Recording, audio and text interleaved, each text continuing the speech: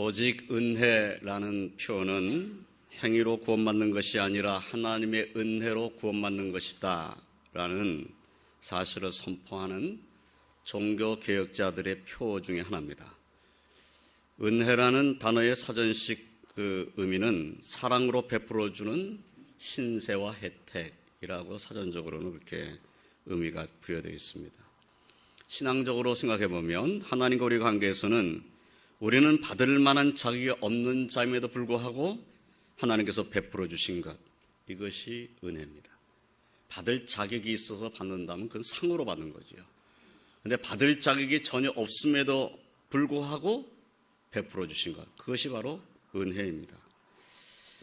우리는 받을 자격이 없는 자임이 분명한데 그럼에도 불구하고 하나님께서 베풀어 주신 것은, 그 은혜는 우리를 택하여 주신 은혜, 구원하여 주신 은혜, 그리고 우리와 영원토록 함께하여 주시는 은혜입니다. 오늘 저는 하나님의 말씀을 함께 나누면서 오직 은혜에 대해 생각하고, 물고기가 물을 떠나 살 수 없듯이 우리는 하나님의 은혜를 떠나 살 수 없는 존재임을 함께 생각하면서 은혜를 나누고자 합니다. 첫째로 우리가 택함을 받은 것은 오직 은혜로 된 것입니다.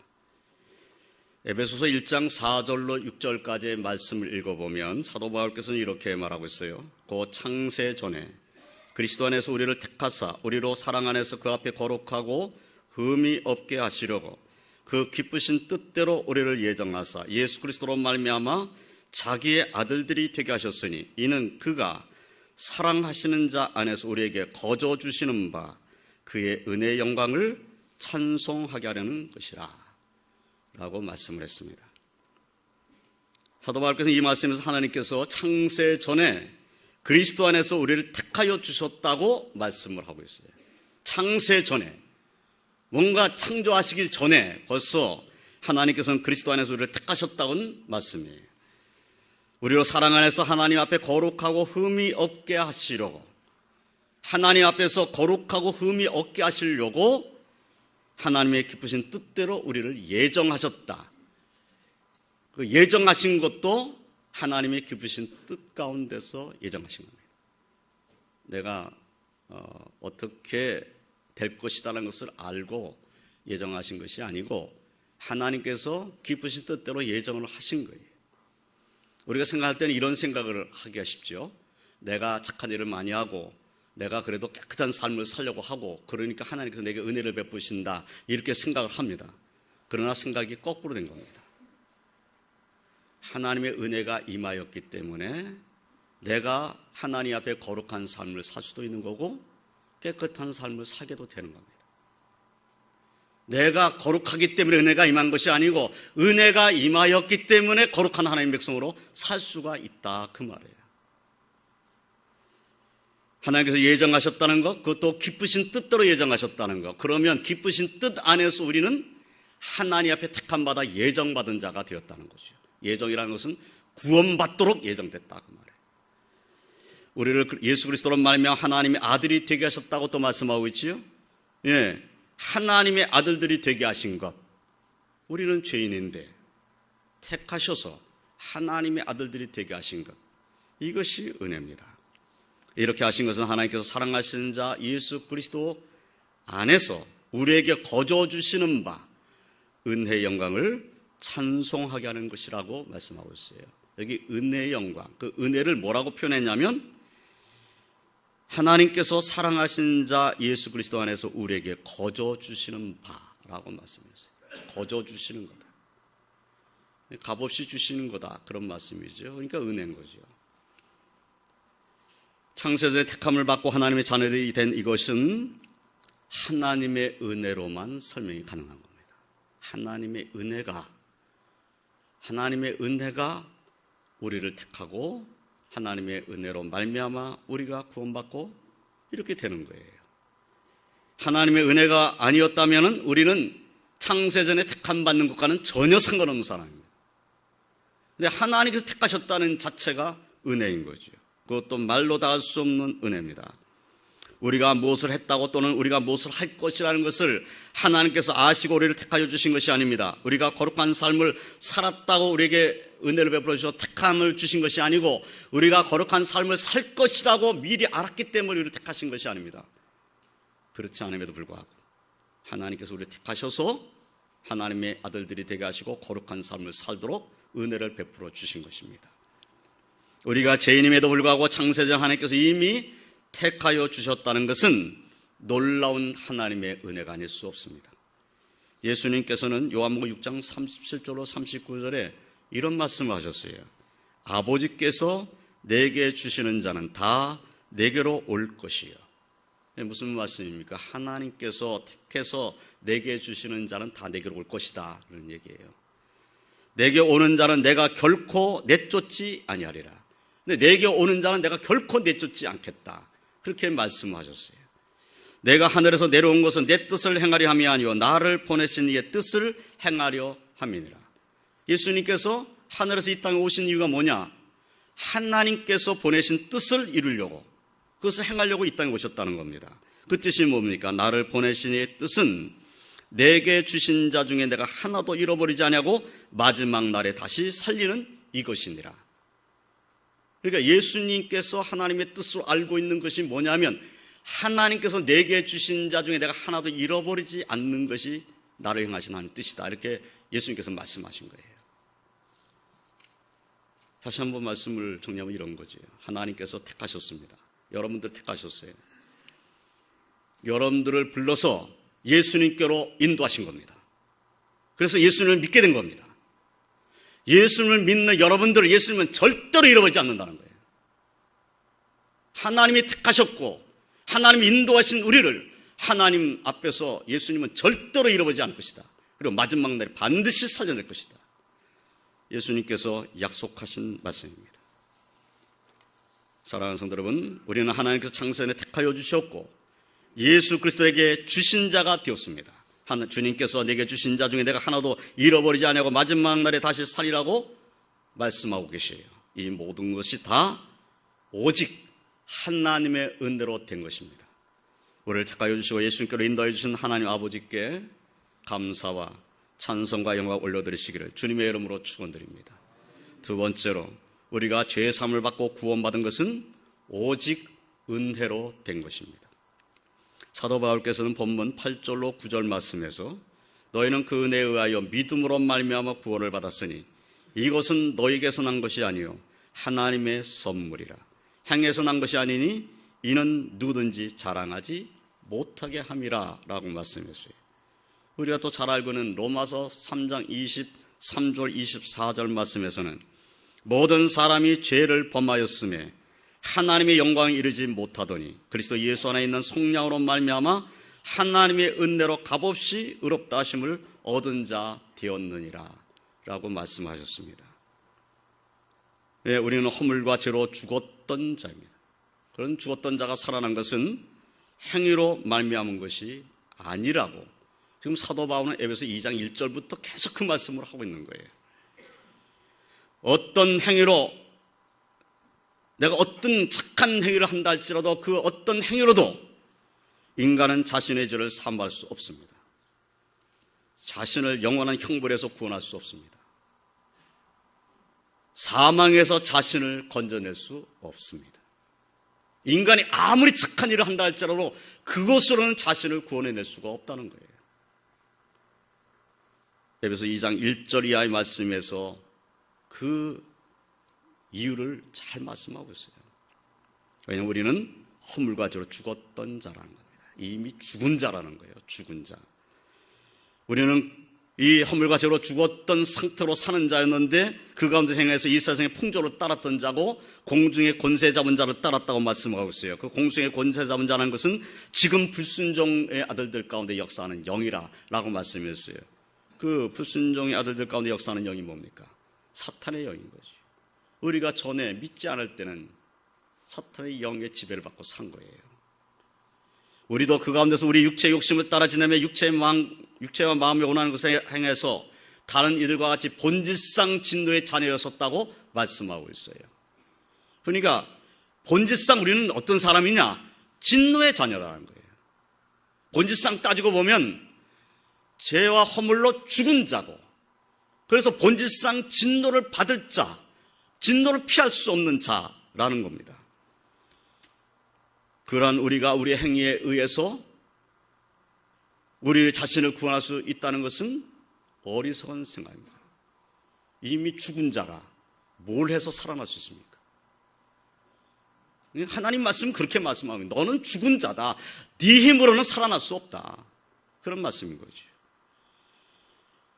우리의 행위가 아니라 하나님의 은혜로 우리는 구원받은 것입니다.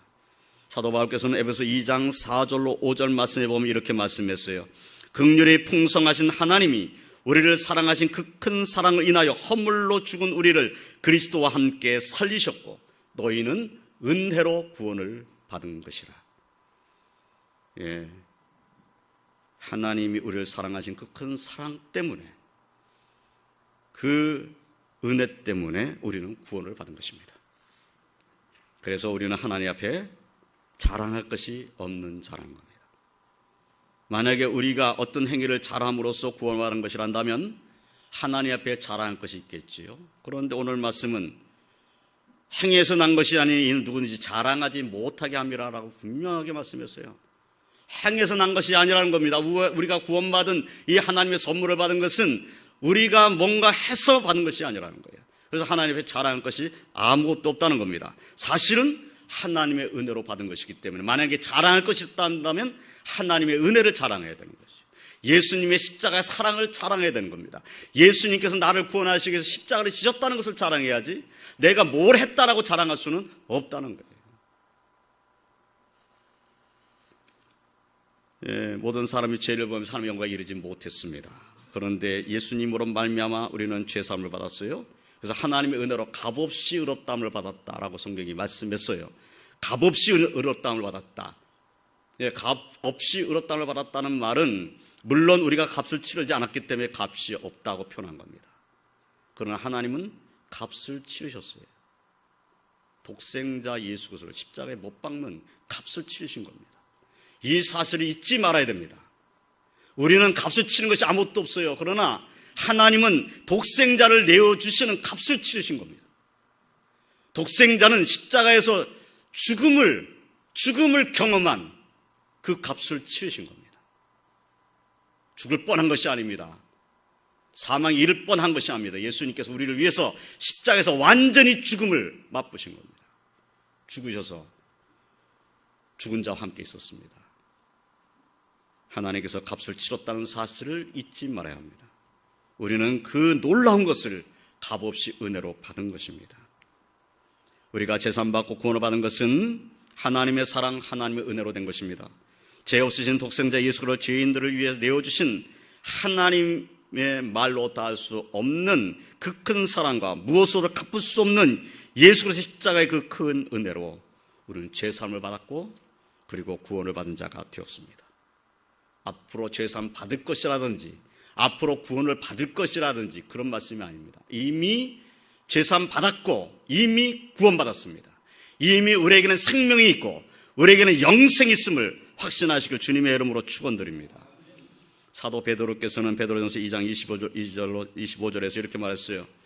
그는 죄를 범하지 아니하시고 그 입에 거짓이 없으시며 욕을 당하시되 맞대어 욕하지 아니하시고 고난을 당하시되 위협하지 아니하시고 오직 공의로 심판하시는 이에게 부탁하시며 친히 나무에 달려 그 몸으로 우리의 죄를 담당하셨으니 이는 우리로 죄에 대하여 죽고 의에 대하여 살게 하려 하심이라. 그가 채찍에 맞음으로 너희는 나음을 얻었나니 너희가 전에 양과 같이 길을 잃었더니 이제는 너희 영혼의 목자와 감독 되신 이에게 돌아왔느니라 라고 말씀했습니다. 예수님은 죄를 범하지 아니하신 분입니다. 죄가 없으신 분이십니다. 거짓이 없고 그리고 그분에게는 허물이 전혀 없습니다. 그럼에도 불구하고 그분은 십자가에 달려 돌아가셨어요. 왜? 우리 죄를 대신해서 우리를 위하여서 우리로 하여금 죄에 대해서 죽고 의에 대해서 살게 하시려고 그가 채찍에 맞음으로 우리는 나음을 입었습니다. 우리가 전에는 양과 같이 길을 잃었던 자들이었습니다. 그런데 이제는 우리의 영혼의 목자와 감독 되신 예수님께로 돌아왔습니다. 그 은혜가 얼마나 큰지 항상 감사하고 믿음으로 사시기를 주님의 이름으로 축원드립니다. 사도 베드로께서는 베드로전서 1장 18절 19절에서 또 이런 말씀도 하셨어요. 너희가 알거니와 너희의 조상이 물려준 헛된 행실에서 대속함을 받은 것은 은이나 금같이 없어질 것으로 된 것이 아니요 오직 흠없고 점없는 어린 양 같은 그리스도의 보배로운 피로 된 것이니라. 그렇습니다. 우리는 오직 은혜로 어린 양 같은 그리스도의 보배로운 피로 구원을 받은 자가 되었습니다. 우리를 구원하신 하나님의 사랑과 예수님의 은혜에 감사하고 이 사랑과 은혜를 더 많은 이들에게 전하는 삶을 사는 저와 성도님이 다 되시기를 주님의 이름으로 축원드립니다. 세 번째로 우리가 이 땅에서 살아가는 것도 오직 은혜 안에서 살아가는 것입니다. 다윗은 시편 103편 1절로 5절에 이렇게 고백하며 찬송을 했습니다. 내 영혼아 여호와를 송축하라. 내 속에 있는 것들아 다 그의 거룩한 이름을 송축하라. 내 영혼아 여호와를 송축하며 그의 모든 은택을 잊지 말지어다. 그가 내 모든 죄악을 사하시며 내 모든 병을 고치시며 내 생명을 파멸해서 속량하시고 인자와 긍휼로 간을 씌우시며 좋은 것으로 내 손을 만족하게 하사 내 청춘을 독수리같이 새롭게 하시는도다. 이 찬송에서 우리는 다윗의 믿음을 볼 수가 있습니다. 자신의 영혼을 보고 하나님을 송축하라고 찬송하라고 지금 말하고 있지요. 그러면서 그의 모든 은택을 잊지 말지어다 이렇게 말하고 있습니다. 내 영혼아 그 모든 은택을 잊지 말아라. 예. 다윗의 일생 동안에 하나님께서 베풀어 주신 그 은택을 잊지 말라고 지금 말하고 있는 거죠. 예, 죄악에서 사해 주신 은택, 병을 고쳐 주신 은택, 생명을 파멸해서 속량해 주신 은택, 인자와 긍휼로 간을 씌우시고 인도해 주신 은택, 좋은 것으로 손을 만족하게 해주신 은택, 청춘을 독수리같이 새롭게 해주신 그 은택, 이런 은택이 그에게 있다는 그런 믿음의 고백인 거죠. 사랑하는 성도 여러분, 다윗에게만 이 은택이 있는 것입니까? 다윗의 삶 속에만 이런 은혜와 축복이 있는 것입니까? 아닙니다. 저와 성도의 삶에도 하나님께서 베풀어 주시는 이 은택이 있음을 확신하시길 주님의 이름으로 축원드립니다. 여러분의 모든 삶 가운데 주님이 함께 하십니다. 하나님이 함께 하십니다. 인도하십니다. 길을 인도하시고 도와주실 것입니다. 우리를 모든 삶을 하나님께서 그래 너 예수 믿었으니까 구원받았다 그리고 그냥 내버려 두시는 것이 아닙니다. 구원받은 하나님 백성을 하나님께서 그냥 내버려 주신 것이 아니라 우리의 삶 가운데 역사하시고 인도하시는 것입니다. 그 주님의 은혜 가운데 우리는 지금 살고 있는 것입니다. 사도 바울께서는 자신이 받은 은혜에 대해서 디모데전서 1장 12절로 16절에 길게 말씀을 했어요. 나를 능하게 하신 그리스도 예수 우리 주께 내가 감사함은 나를 충성되이 여겨 내게 직분을 맡기심이니 내가 전에는 비방자요 박해자요 폭행자였으나 도리어 긍휼을 입은 것은 내가 믿지 아니할 때 알지 못하고 행하였습니다. 우리 주의 은혜가 그리스도 예수 안에 있는 믿음과 사랑과 함께 넘치도록 풍성하였도다. 믿보다 모든 사람이 받을 만한 이 말이요 그리스도 예수께서 죄인을 구원하시려고 세상에 임하셨다 하였도다. 죄인 중에 내가 괴수니라. 그러나 내가 긍휼을 입은 까닭은 예수 그리스도께서 내게 먼저 일체 오래 참으심을 보이사 후에 주를 믿어 영생 얻는 자들에게 본이 되게 하려 하심이라 라고 말씀을 했어요. 자신의 간증을 한 겁니다. 그의 삶, 예수님을 만나기 전에 삶은 어땠냐면 비방자요 박해자요 폭행자의 삶을 살았습니다. 예수 믿는 사람이란다면 잡아서 옥에 가두기로 원했어요. 예수 믿는 자에 대한 사형 집행 언도를 내릴 때 가편 투표를 했습니다. 스데반이 돌에 맞아 죽을 때 그 돌을 던지는 사람의 옷을 맡았던 사람이 이 사도 바울, 사울이라는 이름을 쓸 때 청년 사울입니다. 그런 자였는데 하나님께서 은혜를 베풀어 주신 거예요. 주님께서 은혜를 베풀어 주셨습니다. 사도 바울은 이 은혜를 이렇게 표현했어요. 나를 오래 참아주셨다. 오래 참아주셔가지고 내게 은혜를 주셨다. 나는 죄인 중에 괴수인데 나를 오래 참아주셨다. 그러면 사도 바울은 어떤 믿음을 갖고 있는 것입니까? 사실은 자신은 하나님 앞에 고개 들 수 없는 죄인인데 그런데 하나님은 계속 참아주셔가지고 참아주셔서 구원해 주셨을 뿐만 아니라 충성되게 여겨서 사도란 직분도 주셔서 하나님이 일을 하는 하나님의 종으로 삼아주신 거예요. 그의 삶에 하나님 간섭하신 거죠. 은혜를 베풀어 주신 겁니다. 그러면서 뭐라고 말하고 있냐면, 나 같은 사람이 이렇게 하나님의 은혜를 받고 구원받게 되었던다면 이 다음에 예수 믿는 사람들에게는 내가 본이 될 것이다. 나 같은 자도 하나님은 구원해 주셨으니, 나 같은 자도, 예수 믿는 자를 이렇게 핍박했던 나 같은 자도 예수님이 나를 구원해 주셨다면 구원받지 못할 사람이 어디 있겠는가. 그 후에 주를 믿어 구원받은 사람들에게 본이 되게 해주셨다. 예, 사도 바울에게만 오래 참아주신 것입니까? 우리의 삶에는 오래 참음이 없으십니까?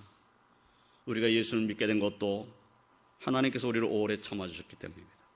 예수님께서 우리를 오래 참아주셨고 은혜를 베풀어 주셨기 때문에 우리도 예수 그리스도의 은혜 가운데 사는 줄을 믿으시길 주님의 이름으로 축원드립니다. 그 은혜 가운데 우리가 지금 살고 있는 것입니다. 오래 참아주신 그 은혜 가운데 사는 것입니다. 오래 참아주셔서 구원해 주신 그 은혜 가운데 사는 것입니다. 사도 바울께서는 고린도서 15장 9절로 10절에는 또 이렇게 말했어요. 나는 사도 중에 가장 작은 자라. 나는 하나님의 교회를 박해하였으므로 사도라 칭함을 받기를 감당하지 못할 자니라. 그러나 내가 나된 것은 하나님의 은혜로 된 것이니 내게 주신 그의 은혜가 헛되지 않아요. 내가 모든 사도보다 더 많이 수고하였으나 내가 한 것이 아니요 오직 나와 함께 하신 하나님의 은혜로라. 내가 나된 것 하나님의 은혜다는 놀라운 믿음의 고백입니다. 그럼 지금 사도 바울이 자신이 사도된 것, 지금까지 하나님의 일을 감당해 왔던 모든 것 다 하나님의 은혜 안에서 한 일이다 라는 믿음의 고백인 거죠. 사도 바울만 이런 믿음의 고백하면 되는 것입니까? 저 성도님들의 삶은 어떻습니까? 우리의 삶은 하나님의 은혜가 없는 삶입니까? 우리의 모든 삶에도 하나님의 은혜가 있음을 확신하시길 주님의 이름으로 축원드립니다. 지금 여러분들이 이곳에 와서 하나님께 예배드리고 있는 이 모습 자체가 벌써 하나님의 은혜로 된 것인 것을 확신하시길 주님의 이름으로 축원드립니다.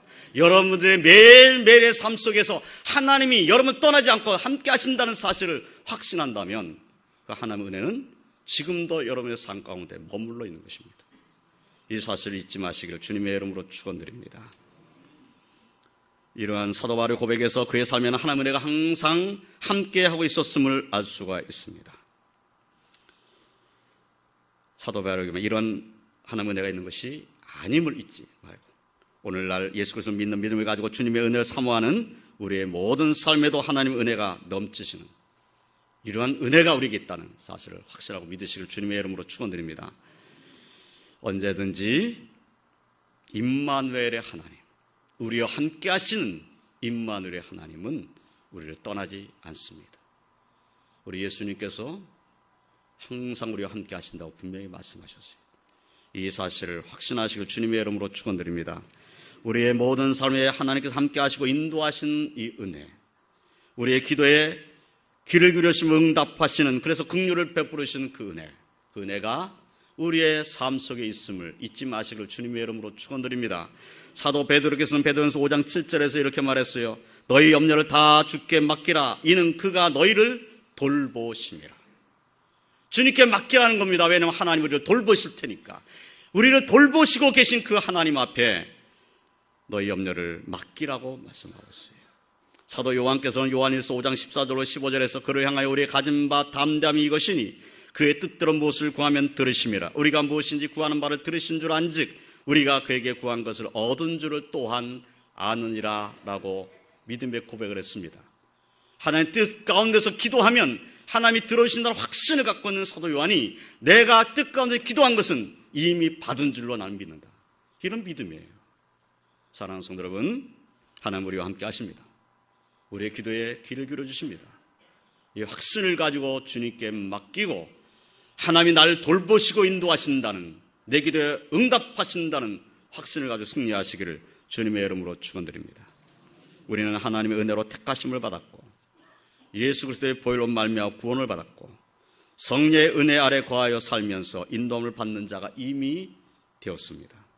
우리의 기도에 응답하시며 우리를 돌아보아 주시는 하나님의 은혜가 우리의 모든 삶을 에워싸고 있고 우리의 신음소리에도 우리 주님은 응답하신다는 이 사실을 확신하고 매일매일 삶 속에서 주님의 은혜로 승리하시기를 주님의 이름으로 축원드립니다. 이제 말씀을 정리하겠습니다. 창세전에 우리를 택하여 주신 하나님의 은혜, 죄와 사망 가운데 과연 멸망받을 죄인, 이미 죄 허물로 죽었던 우리를 십자가의 보혈로 구원하여 주신 예수님의 은혜, 우리의 모든 삶 가운데 우리의 기도에 응답하여 주시며 인도하여 주시는 놀라운 하나님의 은혜, 예수님의 은혜, 그리고 이 놀라운 은혜와 축복 가운데 살다가 영화로운 하나님 나라에 들어가게 하시는 그 은혜가 우리에게 있고 이 사랑 가운데 산다는 사실을 확신하고 우리는 축복받은 사람인 것을 확신하며 사시기를 바랍니다. 사도 바울께서는 로마서 11장 36절에서 이렇게 말씀했습니다. 이는 만물이 주에게서 나오고 주로 말미암고 주에게로 돌아갑니다. 그에게 영광이 세세 있을지어다. 아멘. 그렇습니다. 우리는 택함받은 하나님 백성입니다. 주님께로부터 와서 주님과 더불어 이 땅에 살다가 주님께로 돌아가는 것이 우리의 삶의 모습입니다. 이런 사람이 복 있는 사람입니다. 저와 성도님들에게 있는 모든 것이 오직 하나님의 은혜임을 확신하시길 주님의 이름으로 축원드립니다. 하나님의 은혜 없이 살 수 없음을 이제 매일매일 삶 속에서 고백하시기 바랍니다. 오늘도 하나님 내게 은혜 주세요. 나를 인도해 주세요. 내 기도에 응답해 주세요. 하나님의 은혜로만 살 수 있게 해주세요. 오직 은혜로만 살 수 있게 해주세요. 우리가 기도해야 될 것입니다. 그리고 감사와 찬송과 영광을 하나님께 올려드리는 축복의 삶을 사시기를 주님의 이름으로 축원드립니다. 기도하겠습니다. 하나님 감사합니다. 오늘 말씀을 통해서 우리에게 베푸시는 은혜가 얼마나 큰지 다시 한번 깨닫게 됩니다. 오직 은혜로만 사는 저희들의 삶이 되게 해주시옵소서. 우리를 택하여 주신 것도 은혜예요. 우리를 구원해 주신 것도 은혜예요. 우리가 이 땅에 사는 날 동안에 하나님께서 인도해 주신 것도 은혜예요. 마침내 한 나라에 들어가게 하신 것도 은혜인 것을 믿습니다. 오직 은혜로 살다, 하나님께 영광 올려진 대로 살다 하나님께로 가는 저희들의 모든 삶이 되도록 주관하여 주시옵소서. 주여, 제 백성들의 모든 삶에 오직 주님만을 의지하는 믿음이 충만케 하여 주시옵소서. 매일매일의 삶이 주의 은혜를 사모하는 삶이 되게 하시고 주의 은혜로 체험받는 삶이 되게 하시고 주의 은혜 가운데 인도를 받는 축복의 삶이 되게 하여 주시옵소서. 그래서 언제나 어디에서나 하나님은 은혜의 하나님이시고 우리 주님은 은혜의 주님이신 것을 증거하고 선포할 수 있는 복된 성도로 살게 해 주시옵소서. 주여, 연약한 제 백성들에게 강건함 주시옵소서. 주 앞에 기도하며 주를 의지하는 제 백성 기도에게 응답하여 주시옵소서. 과연 하나님의 은혜가 얼마나 큰지 삶 속에서 깨달으며 감사하는 삶을 살 수 있게 하여 주시옵소서. 오늘 주 앞에 나오지 못한 제 백성들에게도 같은 은혜 허락하여 주시옵소서. 예수님의 이름으로 기도드리옵나이다. 아멘.